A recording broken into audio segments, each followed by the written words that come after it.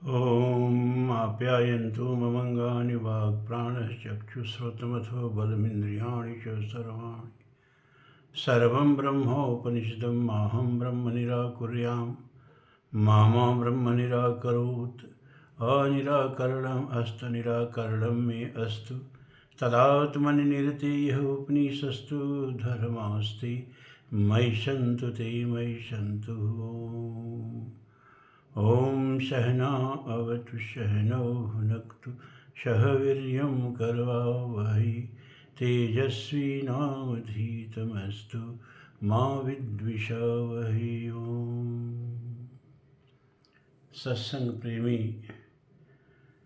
धर्म प्राण सज्जनों, गीता का 18वां अध्याय चल रहा है और इसमें कुल 78 श्लोक हैं या मंत्र जो भी चाहिए। और अगर 6 हम लोग रोज़ ख़त्म करें तो 13 दिन में अध्याय ख़त्म हो जाएगा, लेकिन 6 गारंटी नहीं है कि रोज़ ख़त्म हो जाए। आज 13वां श्लोक से शुरू करना है। पंचैतानि महाबाहो कारणानि निबोध मे सांख्ये कृतान्ते प्रोक्तानि सिद्धे सर्वकर्माणम्। पंच एतानि महाबाहो कारणानि निबोध मे सांख्ये कृतान्ते प्रोक्तानि सिद्धे सर्वकर्मणाम्। सर्वकर्मणाम, सभी कर्मों के सिद्ध के लिए। सिद्धे सर्वकर्मणाम, देखिए नीचे में लिखा है ना, सिद्धे सर्वकर्मणाम। हे महाबाहो अर्जुन, सभी कर्मों के सिद्धि के लिए पंचैतानि कारणान, ये जो 5 है ना, एतान माने ये 5, कारणान माने हेतु, कारण है। कर्मों का अंत करने के लिए उपाय बताने वाले सांख्य शास्त्र में प्रोक्तानि, यही 5 कारण कहे गए हैं, उनको मुझसे भली भांत जान। पंचेतानि, पंच एतानि, एतान माने ये कौन, ये जो 5 बताएंगे आगे के श्लोक में। तो पंचेतानि महाबाहो, ये महाबाहो है, पुरुषार्थी व्यक्ति को, उद्यमी व्यक्ति को महाबाहो, जिसकी भुजाएं विशाल हों, जिसकी भुजाएं शक्तिशाली हों, जो भुजाओं से कर्मठ हो, उसको महाबाहो कहते हैं। पंचेतानि महाबाहो कारणानि निबोध में, क्या कि सांख्ये कृतान्ते प्रोक्तानि सिद्धे सर्वकर्मणाम।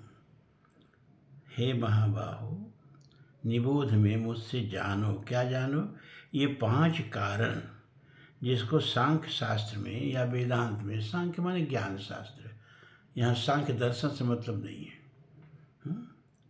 कृतांते, कर्मों के अंत को सिद्ध करने के लिए, यानी कर्म शुरू करना अलग बात है और कर्म को अंत तक पहुँचाना अलग बात है, ठीक है।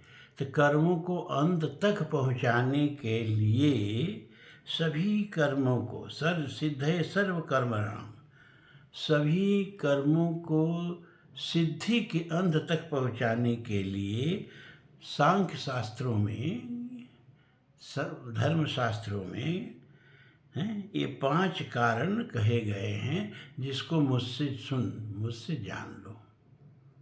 अब क्या 5 कारण है भैया? अधिष्ठानम तथा कर्ता करणम च पृथक विधम विविधाश्च पृथक चेष्टा दैवम चैवात्र पंचमम। ये भगवान ने जो आगे कहा ना कि कर्मणा गहनो गति, कर्म की गति बड़ी गहन है। यहाँ कर्म का सूक्ष्मता से विवेचन चल रहा है और थोड़ा कठिन भी है, समझना भी कठिन है, समझाना भी कठिन है। लेकिन इसको ठीक से समझ लेंगे तो कर्मों में कर्तापन का अभिमान छूट जाएगा। क्यों छूट जाएगा? कि तब आपको लगेगा कोई भी कर्म संपादित होने में हम अकेले नहीं हैं, भगवान कह रहे कम से कम ये 5 कारक तो किसी भी कर्म को संपादित करने में अवश्य लगते हैं। इसमें एक भी कारण अगर सहयोग न करे तो कर्म पूरा न हो। तो आप कर्म अकेले नहीं करते हो, कम से कम 5 सहयोगी तो भगवान इसमें बता ही रहे हैं। मकसद क्या है, उद्देश्य क्या है इसे बताने का? सिर्फ ये कि आपके अंदर से कर्ताभिमान छूट जाए। तो कर्ताभिमान छूट जाएगा तो क्या लाभ होगा, ये आगे बताएंगे। अधिष्ठानम, अधिष्ठान कहते हैं उस आधार को जिससे कर्म किया जाए। अच्छा, आप कोई भी कर्म करेंगे तो बिना शरीर के करेंगे क्या? तो सारे कर्मों का अधिष्ठान शरीर है, शरीर से ही कर्म होता है। तो सारे कर्मों का अधिष्ठान माने आधार, जो न हो तो कर्म न हो, तो शरीर न हो तो कर्म नहीं होगा। तो सारे कर्मों का अधिष्ठान क्या है? शरीर। अधिष्ठानम तथा कर्ता। और कर्ता कौन? अहंकार, कि मैं कर्म कर रहा हूं, कर्तापन। ये जो चिद है, चिद जड़ से इसका जो गांठ पड़ गई है, जड़ चेतन ही ग्रंथ पड़ गई, जद विमृषा छूटत कठिन। ये जो चिज्जड़ है, ये प्रकृति से गांठ बांध करके, प्रकृति से तादात्म्य करके अब प्रकृति के कार्यों को अपना कार्य समझता है। ये जो चेतन भीतर बैठा है यही करता है। ये न रहे तो शरीर कुछ नहीं करेगा। शरीर रहे, इसमें चेतना न रहे तो कर्म होगा? नहीं होगा। ये चेतना ही अपने को कर्ता समझ लेती है ना। तो अधिष्ठानम तथा कर्ता, करणम च पृथक विधम, और पृथक पृथक। करण माने साधन। जैसे कर्म करने के जो साधन हो उसको करण कहते हैं। जैसे देखना एक क्रिया है, कर्म है। तो इसमें अधिष्ठान क्या है? शरीर, क्योंकि शरीर ही में तो आँख है ना। और कर्ता क्या है? इसमें बैठी चेतना, जिसको ये लग रहा है कि मैं देख रहा हूं। और करण, देखने का क्रिया किससे संबंधित हो रही है? आँख से, तो यहाँ आँख करण हुआ। सुनने का क्रिया किससे संबंध होती है? कान से, तो यहाँ कान करण हुआ। सूंघने की क्रिया किससे संपादित होती है? नाक से, यहाँ नाक करण माने साधन। चखने की क्रिया किससे होती है? जिह्वा से, तो यहाँ जिह्वा साधन। पृथक विधम इसीलिए कहा क्योंकि साधन तो अलग अलग हो जाते हैं। देखना है तो अलग साधन है, आँख है। सुनना है तो कान है। सूंघना है तो नासिका है। चखना है तो रसना है। और स्पर्श के अनुभव करना है तो त्वचा है। इसीलिए कहा पृथक विध है। करणम पृथक विध है, मतलब बहुत प्रकार के साधन हैं काम करने के। विविधाश्च पृथक चेष्टा, और बिना चेष्टा के कर्म नहीं होगा। जैसे हम चेष्टा किए कि ऑफिस जाना है तो ऑफिस गए, चेष्टा किए तो गए, नहीं चेष्टा करते तो सब साधन रहता नहीं जाते। चेष्टा किए कि सत्संग में जाना है तो आप सत्संग में आ गए, क्यों? चेष्टा किए। तो चेष्टा भी एक नहीं होती है, पृथक पृथक होती है। दिन भर में पता नहीं कितनी चेष्टाएं होती है, और जितनी चेष्टाएं होती हैं वो कर्म करने के लिए बाध्य करती हैं। और दैवात्र पंचमम, और 5वां साधन जो है कर्म का, वो दैव है।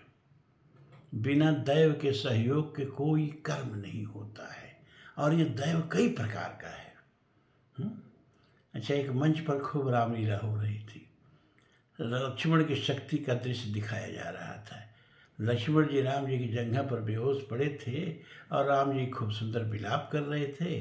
और रामलीला का संचालक जो है बीच बीच में ब्रेक लेके कहता था, अरे भाई लक्ष्मण के दवा दारू के लिए कुछ पैसा जल्दी दीजिए, आप लोग सुषेण वैद्य दवा शुरू ही नहीं कर रहे हैं, बड़ी तगड़ी फीस मांग रहे हैं और लोग पैसों की बौछार भी कर रहे हैं।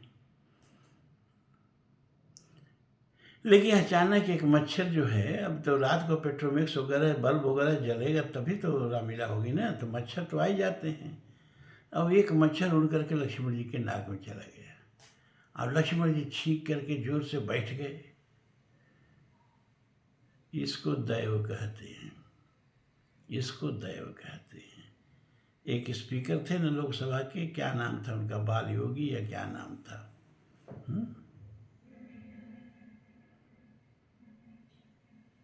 ये जो चंद्रबाबू जो हैं इस समय भाजपा के साथ है, तब भी भाजपा के साथ थे, तो उन्हीं के पार्टी का ये बाल योगी ये जो था स्पीकर बना था लोकसभा का। इनका ट्रेन का टिकट बुक था, दिल्ली आना था हैदराबाद से, लेकिन इन्होंने कहा कि नहीं हेलीकॉप्टर से जाएंगे, तो हेलीकॉप्टर गया इनके लिए और हेलीकॉप्टर वो बैठे, जो हेलीकॉप्टर उड़ा भी इनके घर के ऊपर ही है, तब तक हेलीकॉप्टर बरस्ट हो गया। अब अपनी ओर से तो पूरा साधन पूरा इंतजाम हुआ, हेलीकॉप्टर से जाएंगे, बड़ी सुविधा से पहुंचे होते, लेकिन दैव को मंजूर नहीं था, हेलीकॉप्टर बरस्ट हो गया। इसको दैव कहते हैं। कहीं हम जा रहे हैं, पूरी तैयारी करके जा रहे हैं और रास्ते में एक्सीडेंट हो गया, नहीं पहुंच पाए, इसको दैव कहते हैं। कोई भी कार्य अगर संपादित हो रहा है तो अगर दैव अनुकूल है तभी संपादित हो रहा है, एक बात जान लीजिए। हर कार्य के पीछे देवता की अनुकूलता और प्रतिकूलता। अब दैव को जो भी संज्ञा चाहे दे ले, गाने कह लें, अल्लाह कह लें, परमात्मा कह लें, परमेश्वर कह लें, राम कह लें, जो चाहे कह लें, आज चाहे तो कुछ मत कहें, कोई फर्क नहीं पड़ता है। हम कोई परमात्मा के पिता नहीं है कि उनका नामकरण कर देंगे। अपनी सुविधा से हम पुकार सकते हैं, उनके अनेक नाम हैं, नाम का कोई झगड़ा नहीं, उनके अनेक रूप हैं। जय के हृदय जहाँ सुस्प्रीति, प्रभुतः प्रकट तहाँ ते ही रीति, न नाम का झगड़ा न रूप का झगड़ा। हम उसके पिता, भगवान के पिता नहीं है कि भगवान का नामकरण कर देंगे वही नाम होगा, राम कह दिए तो राम ही होगा। जो चाहें श्रद्धा और भक्ति से जो नाम चाहे वो सब परमात्मा का नाम है, जो रूप चाहे सब परमात्मा का रूप है। बस श्रद्धा विश्वास रूपिणों, जिस भी रूप और नाम से याद करें उसमें पूर्ण श्रद्धा पूर्ण विश्वास रखें। और यहाँ दैव का एक और मतलब होता है, ये इंद्रियों के सब देवता हैं। इंद्रिय द्वार झरोखा नाना तह तो सुर बैठे कर थाना। देवता मतलब ही होता है, दिव धातु से देवता शब्द बनता है, मतलब प्रकाशित होना। ये इंद्रियों में बैठ करके देवता जो हैं इंद्रियों के विषयों को प्रकाशित करते हैं, और अगर ये देवता न प्रकाशित करें तो इंद्रिया विषयों का प्रकाशन नहीं कर पाएंगी। तो आँख का देवता कौन है भी? पहले 5 ज्ञानेंद्रियों का देवता देखो। आँख का देवता कौन है? सूर्य। इसमें कोई मतलब बात ही नहीं है पूछने की। कान का देवता कौन है? श्रवण दिशा दश भेद बखानी, मारुत श्वास निगम निजवानी। श्रवण के देवता दिशाएं। नासिका के देवता अश्विनी कुमार हैं। रसना के देवता वरुण हैं और त्वचा के देवता पवन देव हैं। कोई इंद्रिय छूट रही हो तो बताइए, हमको तो लग रहा है 5 ज्ञान इंद्रियाँ होंगी, 5 के देवता बता दिए हैं। अब 5 कर्म इंद्रियों के भी देवता देखो। ये जिह्वा, जिह्वा की विशेषता है कि 2 इंद्रिय, ज्ञान इंद्रिय भी है, कर्म इंद्रिय भी है। ज्ञान इंद्रिय के लिए इसको रसना कहते हैं और कर्म इंद्रिय के लिए इसको वाणी कहते हैं। तो वाणी का देवता कौन है? अग्नि। हाथ का देवता कौन है? इंद्र। पैर का देवता कौन है? उपेंद्र। भगवान विष्णु को ही उपेंद्र कहा जाता है, एक बात जान लीजिए, क्योंकि इंद्र के छोटे भाई हैं। अदिति से इंद्र भी पैदा हुए और अदिति से भगवान विष्णु भी पैदा हुए, इंद्र के बाद पैदा हुए, इसलिए इनको उपेंद्र कहा जाता है। ये पात के देवता हैं। अब क्या बात है, सबसे बड़ा जो देव है उसको पैर का देवता बना दिया गया है। क्यों? क्योंकि विश्वाधारम गगन सदृशम मेघवर्णम शुभांगम। जैसे पाद जो है, पैर जो है, पूरे शरीर को धारण करता है, पूरे शरीर का संवहन करता है, और पैर जब आप दे दे तो आप लंगड़े हो जाएंगे, घिसट के चलने लगेंगे। जैसे शरीर को पाद धारण करता है, उसी तरह से पूरे ब्रह्मांड को भगवान विष्णु धारण करते हैं, इसीलिए इनको पाद का देवता बनाया गया। और इसी से शूद्र जो है पूरा हमारे सनातन धर्म के समाज को धारण करता है, इसीलिए शूद्रोपादा भी जायते। तो शूद्र और भगवान विष्णु दोनों समकक्ष हैं। एक समाज को धारण करता है, एक ब्रह्मांड को धारण करता है, और पैर शरीर को धारण करता है। तो हाथ के देवता बता दिया, पाँव के देवता बता दिया, वाणी का देवता बता दिया, अब ये तो बचा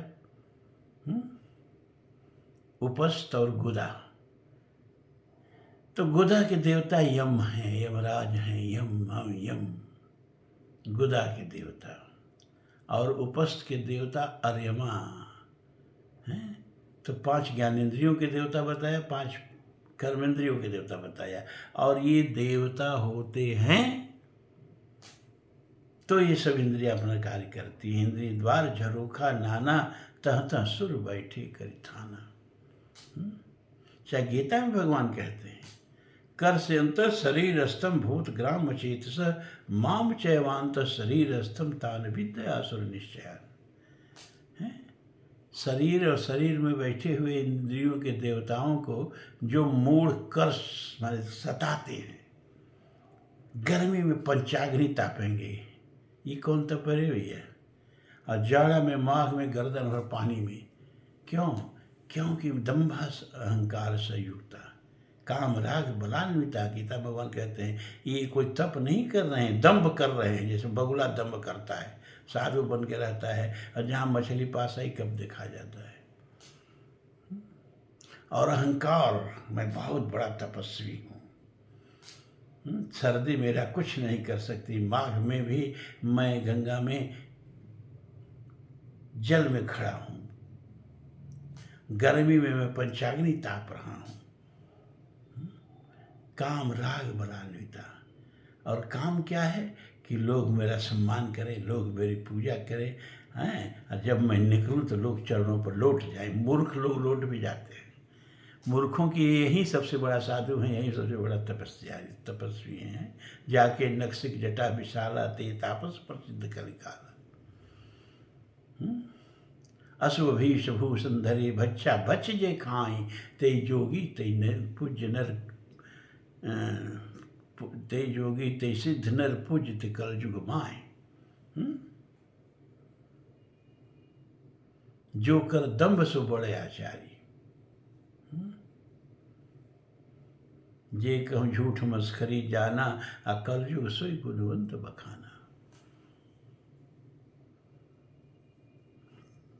अच्छा, अब अंतःकरण के देवता बताते हैं। अंतःकरण के देवता, मन के देवता कौन है भैया?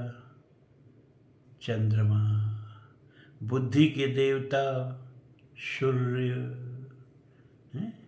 अहंकार के देवता शिव। अहंकार शिव। बुद्धि के देवता कौन है? बुद्धि अज ब्रह्मा। और चित्त के देवता कौन है? विष्णु। अहंकार शिव बुद्ध अज शशि मन चित्त महान। मानस में तो कहा। तो अंग प्रत्यंग ये देवता भैया, इतना बड़ा मंदिर तो कोई बन ही नहीं सकता जहाँ सारे देवता वास करते हो। और मंदिर में पत्थर में प्राण प्रतिष्ठा आप करते हैं, ये स्वयं परमात्मा ने प्राण प्रतिष्ठा किया इस मंदिर में। ये सब जीवंत देवता हैं। तो शरीर से बढ़ के कोई मंदिर नहीं। और जो इस शरीर को मंदिर का सम्मान नहीं देते हैं, दर्जा नहीं देते हैं, वो जिस मंदिर में जाते हैं वो मंदिर भी अपवित्र हो जाता है। जिस तीर्थ में जाते हैं वो तीर्थ भी अपवित्र हो जाता है। और जिस घर में रहते हैं वो घर भी अपवित्र हो जाता है। तो दैव, ये 5 कारण मिलकर के, कौन 5 कारण? अधिष्ठान, कर्ता, करण, चेष्टा और 5वां दैव। ये 5 मिलते हैं तो कोई काम होता है। तो अकेले आप किसी फल का बागी कैसे हो गए हैं? अकेले आप कोई काम कैसे कर रहे हैं? अकेले कोई काम आप कर ही नहीं सकते जब तक इन देवताओं का सहयोग न हो। इसलिए भगवान ही करें, कर्ता का अपमान छोड़ो, क्योंकि तुम अकेले कर्ता नहीं हो। ये 5 मिल के कार्य करते हैं, इसमें से एक तुम भी हो।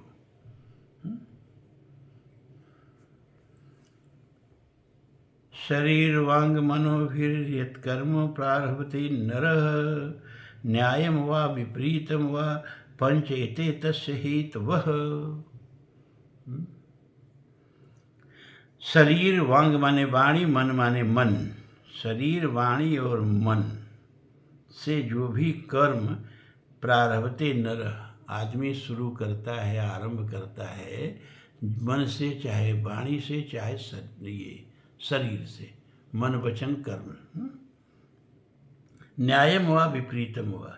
अब वह कर्म चाहे धर्मयुक्त हो, न्यायम माने न्याय युक्त हो, माने जो वेद विहित हो, धर्म सम्मत हो, या उसके विपरीत मनमाना आचरण हो, लेकिन उसके दोनों प्रकार के कर्मों में, धर्म और अधर्म, धार्मिक और अधार्मिक दोनों प्रकार के कर्मों में ये 5 के 5 जो हैं हेतु हमारे कारण होते हैं।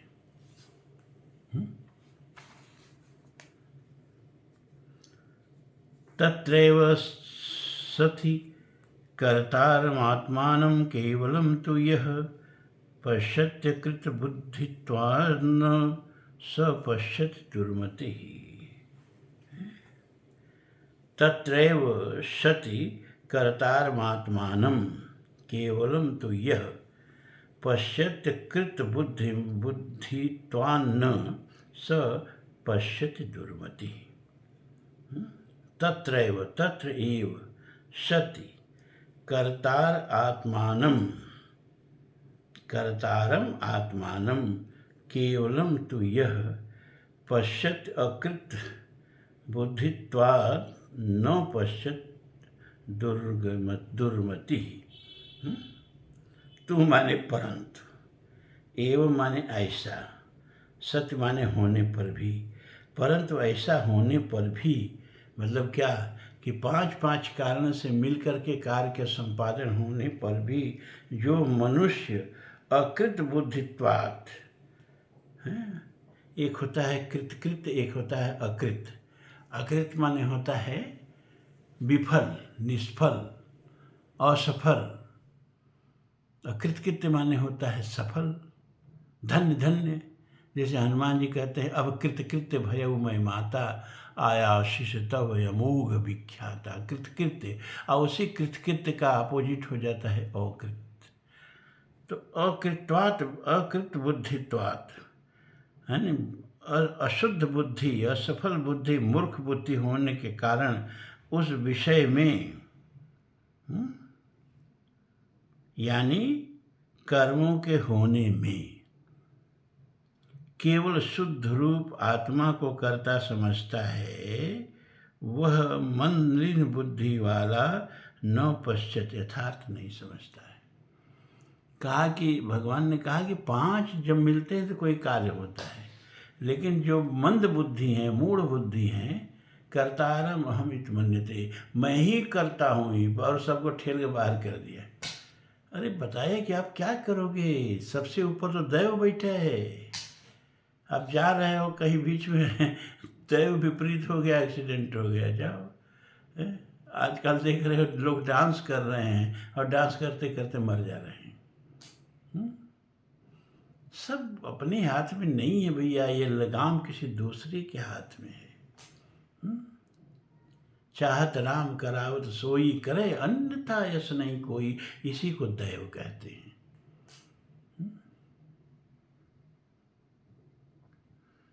तो यश कहा गया, तत्रैव सत कर्तारमात्मानं केवलम तु यह।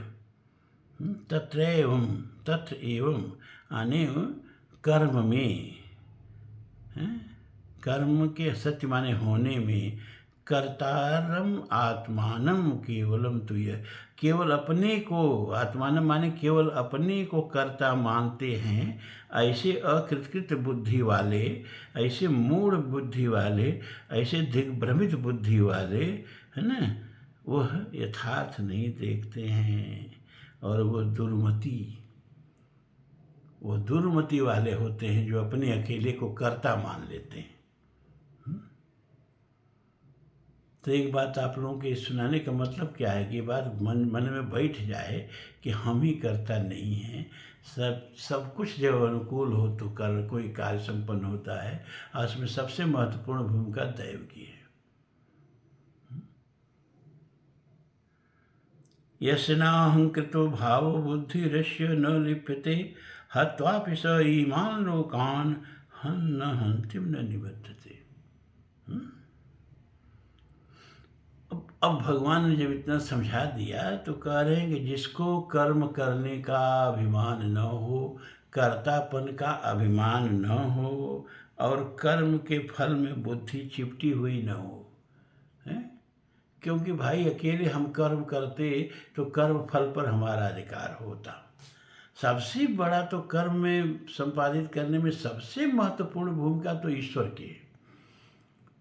तो कर्म में सबसे महत्वपूर्ण हिस्सा किसका हो गया? ईश्वर का हो गया। इसके बाद इतने सारे देवता बता दिया हमने, ज्ञानेंद्रियों के अलग देवता, कर्मेंद्रियों के अलग देवता, अंतःकरण के अलग देवता। और ये सब न मिले तो कर्म न हो, तो इनका भी फल में हिस्सा है। आपका हिस्सा बचता कितना है, हैं? तो चलो भैया, जो हमारा हिस्सा हो दे देना, हमको हिस्से का कोई लालच नहीं है। तो कहते हैं कि जिसका कर्म करने में अभिमान न हो कि मैं करता हूँ, क्योंकि भगवान ने ऊपर बता दिया कि कर्ता तो 5 हैं, उसमें हाँ एक तुम भी हो, लेकिन मूर्खता बस तुम हो। अगर तुम अपने स्वरूप को जान लोगे, उस समय तुम जो है कर्तापन का तुम्हारे अंदर से अभिमान मिट जाएगा। तुमने प्रकृति से तादात्म्य कर लिया है, इसलिए प्रकृति के हलचल को, प्रकृति के सक्रियता को अपना हलचल और अपनी सक्रियता मान लिए हो। जैसे आदमी चरखी पर बैठ गया हो तो चरखी घूमेगी, और चरखी के साथ वह भी समझ रहा है कि हम, अरे तुम बैठे हो, खाली घूम तो चरखी रही है। उसी तरह से इस शरीर रूपी प्रकृति में बैठे हो आप, लेकिन सब काम तो गुड़ा गुड़े सुगर तंते, गुड़ गुड़ में व्रत करके सब कर्म हो रहा है, सब कर्म प्रकृति कर रही है। अब प्रकृति में तुम आरूढ़ हो गए हो, उससे तादात्म्य कर लिए हो, तुमको लगता है कि हम कर्म कर रहे हैं। कैसे? जैसे कि चरखी चल रही है और चरखी में बैठे हो तो समझ रहे हो हम चल रहे हैं। चरखी से उतर जाओ, चरखी चलती रहेगी, तुम खड़े रहोगे, हैं? इसी को भगवान पीछे कह आए हैं ना, ईश्वर सर्वभूतानां हृदय से अर्जुन तिष्ठति, भ्रामयन् सर्वभूतानि यंत्रारूढ़ानि मायया। ये शरीर को कहा यंत्र, और कहा इस यंत्र में मैं बैठा हूँ और जीव भी बैठा है। और इस जीव को जो चरखिया चलाने वाला होता है ना, चरखी पर बैठ जाओ तो एक चरखी को चलाने वाला होता है, और चरखी का मालिक होता है, और चरखी चलाता है, फिर जब चाहे चरखी रोक देता है। तो भगवान कह रहे हैं शरीर रूपी यंत्र में एक तो जीव बैठा है, एक मैं बैठा हूँ। द्वासुपर्णा सहजा सखाया समानम वृक्षम परिशस्व जाते, तयोरन्न पिप्पल स्वाद अति अनशनन अन्नयो अभिचाक्षित। द्वासुपर्णा, तो एक ईश्वर और एक जीव, दोनों इस शरीर में बैठे हैं। और भगवान कह रहे हैं यंत्रारूढ़ानि माया, ब्राह्मण सर्वभूतानि। इस शरीर के चक्र को मैं चला रहा हूँ, इसमें बैठा हुआ जीव समझ रहा है कि मैं चल रहा हूँ। तो भैया कैसे उसकी मुक्ति मिले? है कामामी वह प्रबद्धन्ते माया मेताम तरंते। जब वह मेरी शरण में आ जाता है, जन्म जन्म मरण मरण जन्म मरण जन्मत मरद सह दुख हुई, पुनरभ जन्म पुनरभ मरणम पुनरभ जननी जठरे शयनम। बार बार जन्मते मरने, बार बार सुख दुख भोगते।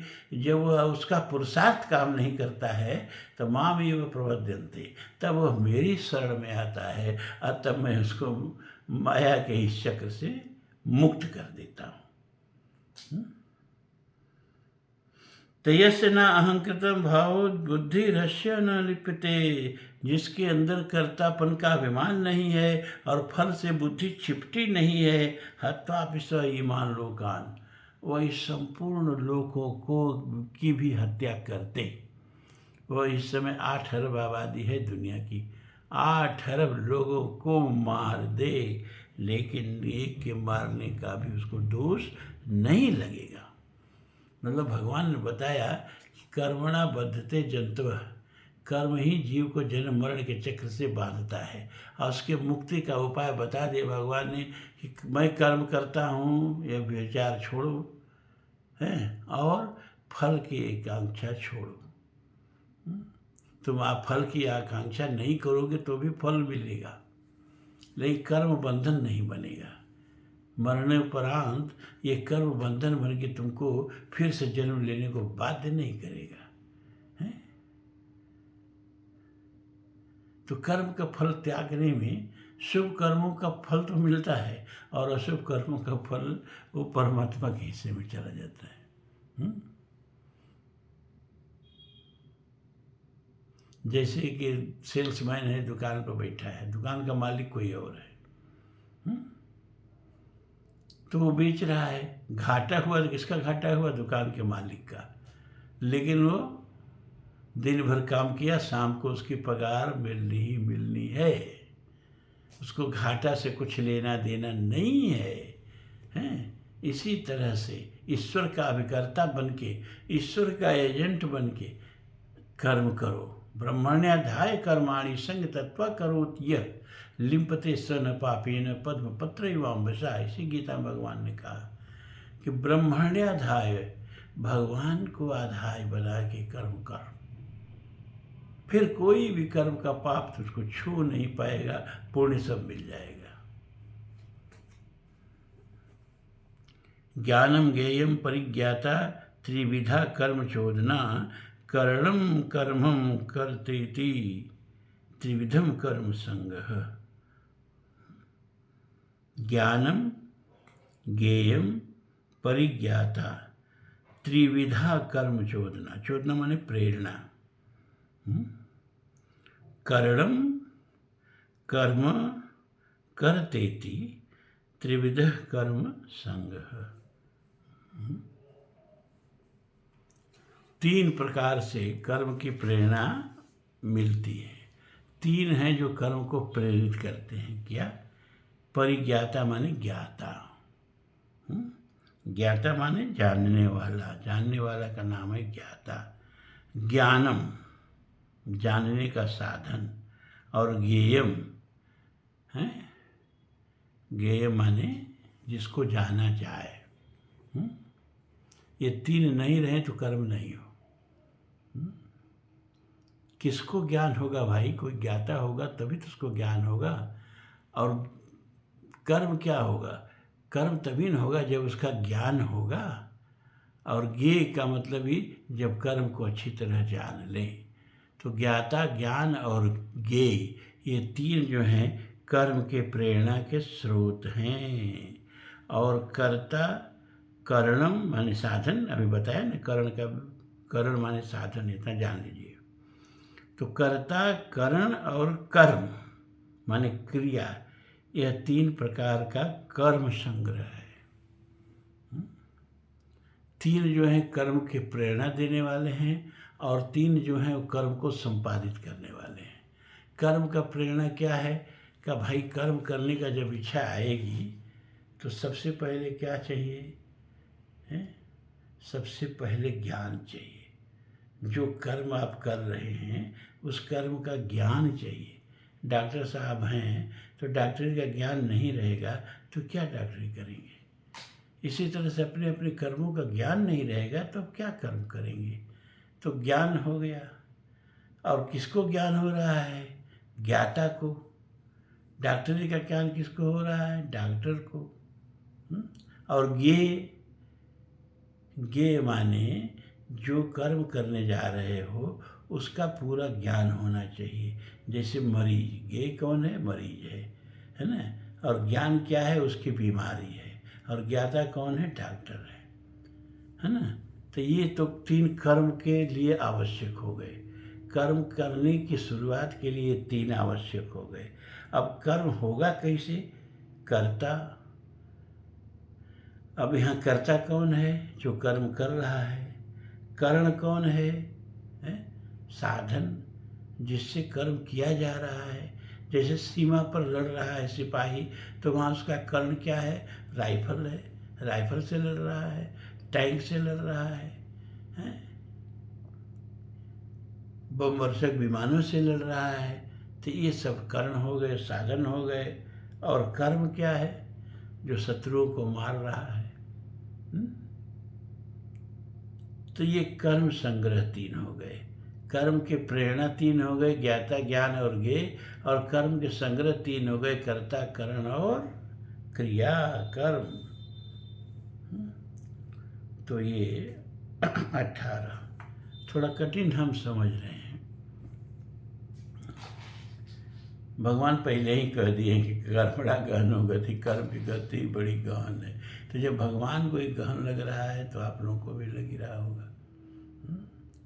और गीता जो है ना, एक बार को सुनने की चीज़ नहीं है। सुभाष चंद्र बोस कहा करते थे कि गीता के 18 अध्याय को आत्मसात करने के लिए कम से कम 18 जन्म की आवश्यकता है। अभी तो आप लोगों ने शुरुआत किया है। आज 302वां ये एपिसोड है आप लोगों के नाम, 302वां। अरे जब 3-4 हज़ार एपिसोड आप सुन लेंगे तब आपको अभ्यास हो जाएगा कि गीता जब फिर दोबारा दोहराई जाएगी। अभी एक बार चलने दीजिए और एक बार फिर उपनिषदों पर आ जाइए।